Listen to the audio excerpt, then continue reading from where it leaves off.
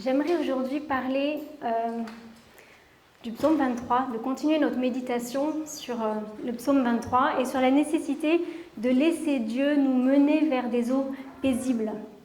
Alors on va le lire ensemble. C'est un psaume de David. « L'Éternel est mon berger, je ne manquerai de rien. Il me fait prendre du repos dans des pâturages bien verts et il me dirige près d'une eau paisible. Il me redonne des forces et il me conduit dans les sentiers de la justice à cause de son nom. Même quand je marche dans la sombre vallée de la mort, je ne redoute aucun mal, car tu es avec moi. Ta conduite et ton appui. Voilà ce qui me réconforte. Tu dresses une table devant moi en face de mes adversaires. Tu verses de l'huile sur ma tête et tu fais déborder ma coupe. Oui, le bonheur et la grâce m'accompagneront tous les jours de ma vie, et je reviendrai dans la maison de l'Éternel jusqu'à la fin de mes jours. » Voilà, le verset 2, « Il me fait prendre du repos dans des pâturages bien verts. » Il me fait reposer dans de verts pâturages. C'est ce qu'on a vu la dernière fois. C'est le Seigneur qui nous conduit, parfois il nous y contraint à venir dans ces lieux de repos. Et aujourd'hui, nous allons parler qui nous mène aussi près d'une eau paisible. Alors, les brebis ont besoin d'eau, tout comme nous, pour assurer le bon fonctionnement de leur corps. Il faut savoir que pour avaler, notre salive a besoin d'eau. On a besoin d'eau pour avaler, on a besoin d'eau pour lubrifier nos yeux, on a besoin d'eau pour transporter l'oxygène dans notre sang, on a besoin d'eau pour éliminer les déchets, les toxines de notre corps, on a besoin d'eau pour le bon fonctionnement de notre cerveau. On a besoin d'eau aussi pour assimiler les nutriments lors de la digestion.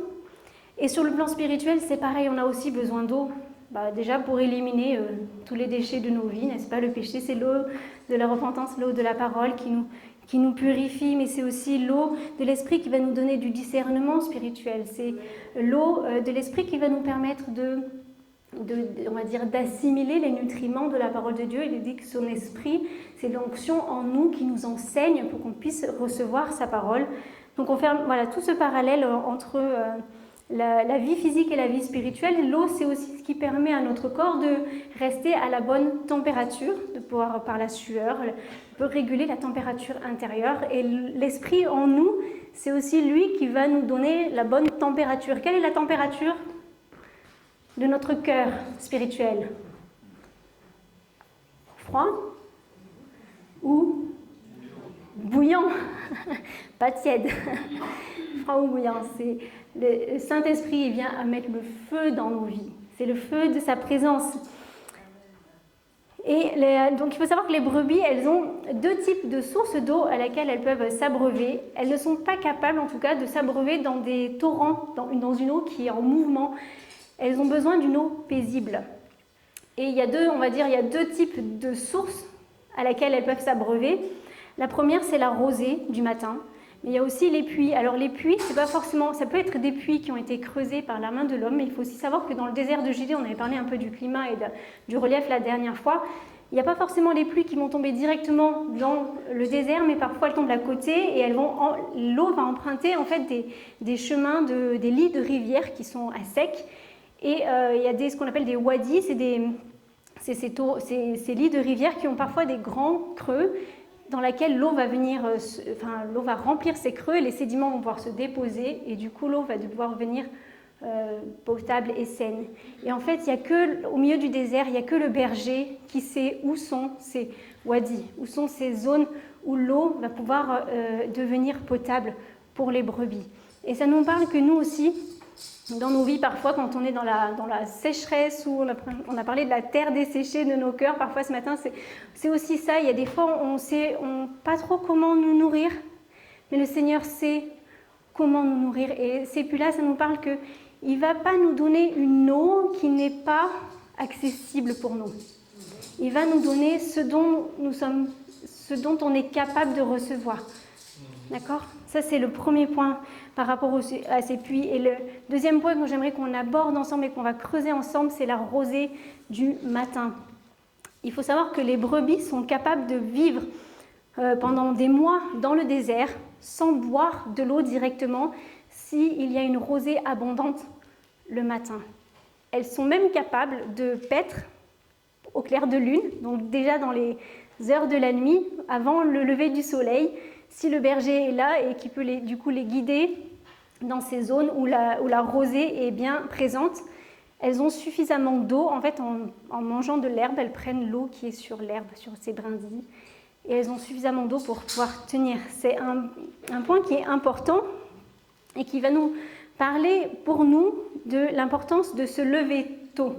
Alors quand je dis se lever tôt, ça ne veut pas dire se lever avant le soleil, mais qu'est-ce que représente le soleil? Ça va représenter en fait toutes nos activités de la journée, nos occupations. Ça peut aussi être, on va dire, les heures chaudes. C'est parfois le mouvement de notre emploi du temps. On est parfois pris par plein de choses. Il faut penser, il faut organiser. Il y a le travail, il y a la maison, il y a les courses, et il y a tout ça. Et ça, ce sont les heures chaudes de la journée. Et la brebis, elle a besoin en fait de venir prendre de l'eau avant ces heures chaudes de la journée. C'est-à-dire que si Ketia, qui commence à 6 heures du matin, doit se lever à 5 heures pour être au travail à l'heure, elle va se lever un peu plus tôt pour avoir ce temps de rosée matinale. Mais peut-être qu'un retraité qui commence ses activités à 9 heures de la journée, il va peut-être prendre sa rosée à 8 heures du matin. Ce n'est pas une question d'heure, c'est une question de priorité. En fait, c'est avant les heures chaudes de ma journée, avant mes occupations, je vais chercher la rosée dont j'ai besoin, qui va nourrir mon âme. Et ce qui est important aussi, c'est de réaliser que cette rosée-là, on ne peut pas la prendre à midi ou à 16 heures. Parce que dès que le soleil se lève, qu'est-ce qui se passe? La rosée disparaît. Exact. Alors ça ne veut pas dire qu'on ne peut pas avoir de temps de communion et de cœur à cœur, de lire la parole, de louer, de prier dans la journée. Mais c'est que ce temps-là qu'on met à part le matin avant nos activités, c'est un temps qui sera forcément différent de tout ce qu'on pourra avoir aux autres heures de la journée. Et c'est vraiment important. Pour ceux qui ont expérimenté, ils peuvent en témoigner. Et c'est aussi le cas, on va voir des grands hommes de Dieu. Si on regarde leur vie, leur biographie, c'est des hommes et des femmes aussi, on va dire, qui aimaient se lever tôt, chercher Dieu dès le matin. C'était le cas d'Abraham, il disait qu'il se levait de bon matin pour aller au lieu où il s'était tenu en présence de l'Éternel. C'était le cas de Jacob, d'Isaac, de encore beaucoup d'autres. Même Jésus se levait de bon matin pour aller rencontrer le Père dans ce temps d'intimité. Ça, c'est notre premier point. Et ce n'est pas forcément un temps qui doit être long, j'ai envie de dire, c'est un temps de qualité. Parce que parfois, on peut dire, mais vraiment, la nuit a été très compliquée, ou c'est vraiment difficile, le matin, tout de suite, je suis dans le jus, ça nous arrive à tous. Mais c'est de se dire, allez, 1 minute, on va tous aux toilettes 1 minute, on prend tous les temps, au moins 1 minute pour se brosser les dents le matin. On peut prendre 1 minute pour dire, Seigneur, je te consacre cette journée, je vais la placer devant toi, sous ton regard. Aide-moi à vivre selon ta parole, selon tes préceptes. Donne-moi la force dont j'ai besoin pour rester ton témoin, quelles que soient les circonstances que je vais traverser aujourd'hui,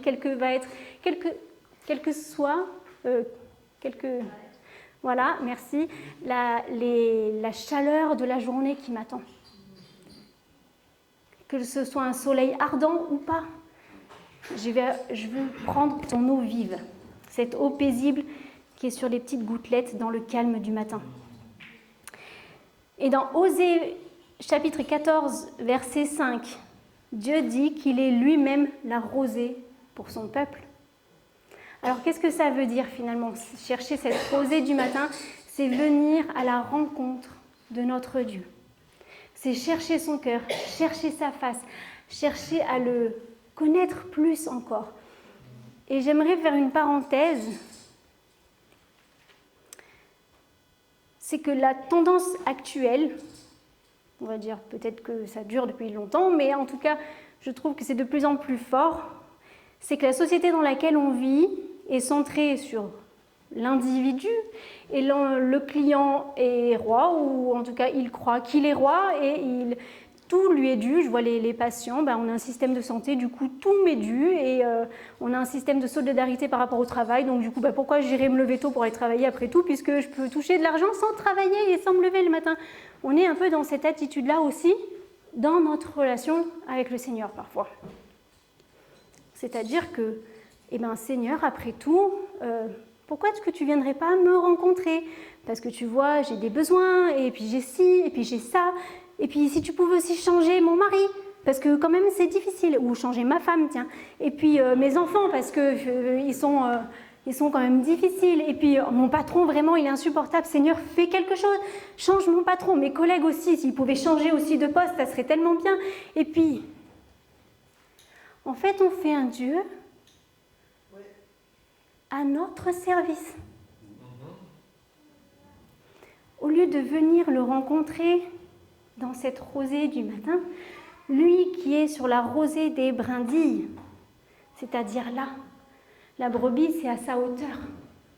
Il est accessible, il s'est rendu accessible parce qu'il est descendu de son ciel de gloire, de son trône pour venir nous rencontrer dans notre nature, dans notre condition humaine. Il s'est abaissé jusqu'à nous. Il n'est pas dit qu'il est sur la cime des arbres et vous faites tout ce que vous pouvez pour essayer de grimper et venir me voir. Non, il est là et il nous attend. Et nous, souvent, on oublie de le mettre en priorité et on est centré sur nous et on en fait un Dieu à notre service. Alors Seigneur, pardon. Change nos cœurs. Change nos cœurs, Seigneur.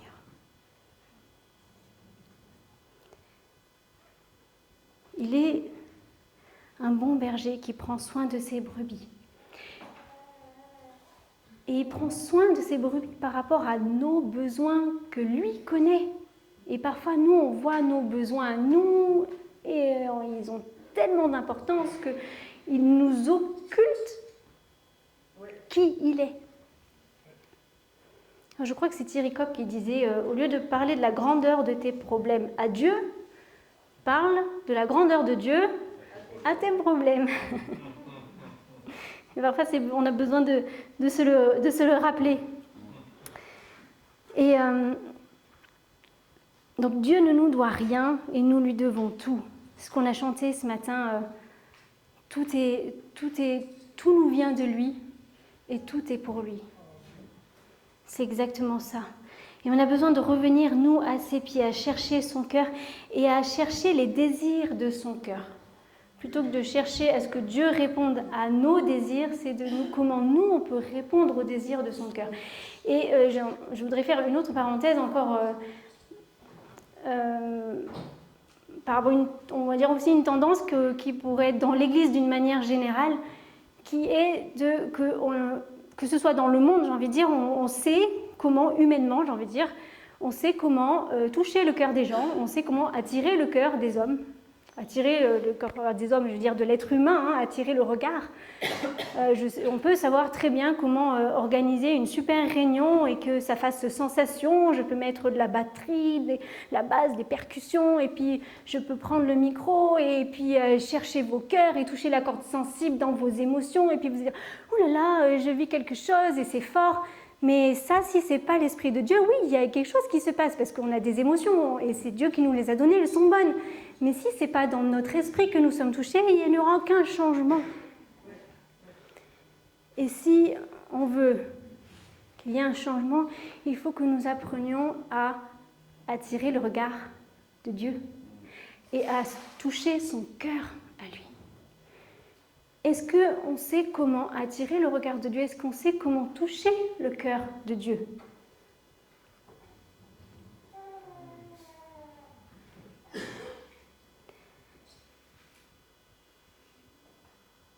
Et je ne sais pas ce qui s'est passé à Asbury, au Kentucky. Mais ils ont attiré. Ils ont attiré le regard de Dieu. À un moment donné, Dieu est venu poser son regard là. Il est venu déverser son cœur. Il déverse son amour d'une façon incroyable à cet endroit-là particulièrement.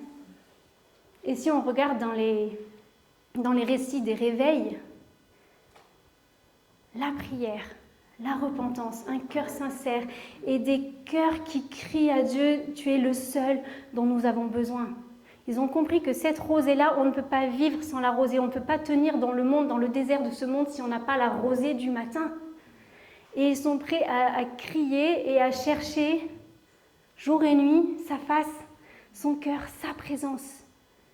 Et à un moment donné, comme il est dit dans 2 Chroniques 7 au verset 14, il dit, voilà, si les cieux sont semblables à de l'airain, si la pluie a cessé, à un moment donné, si mon peuple sur lequel est invoqué mon nom s'humilie, prie et cherche ma face, qu'est-ce qu'il fait? Je répandrai des cieux, il va répandre à nouveau l'eau.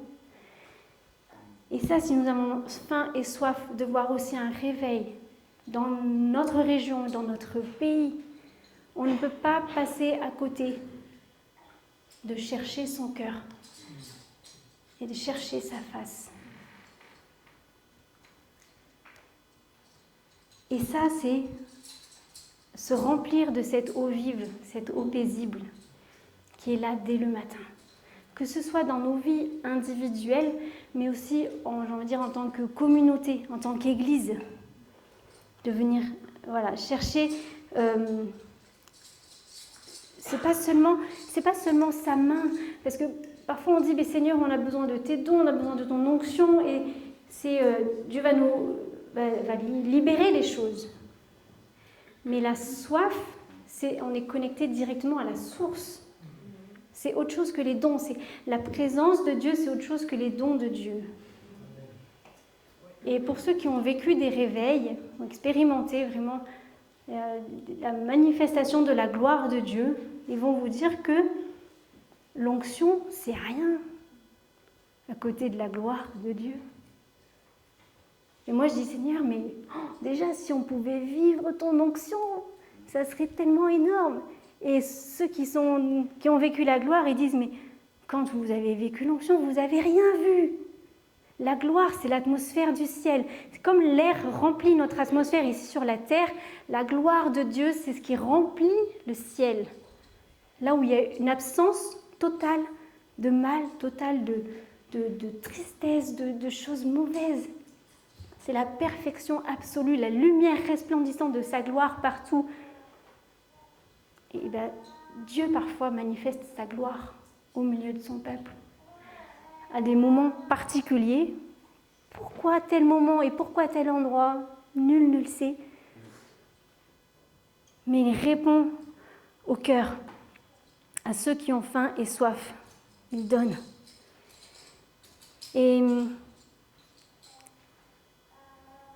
donc la rosée, en fait, dans la Bible, elle nous parle au sens figuré vraiment d'un rafraîchissement. Aussi de la bénédiction et de la faveur. Et il y a un psaume que j'aimerais qu'on lise ensemble. Il fait 3 versets qui nous parle de la rosée de l'Hermon. Savez-vous lequel c'est?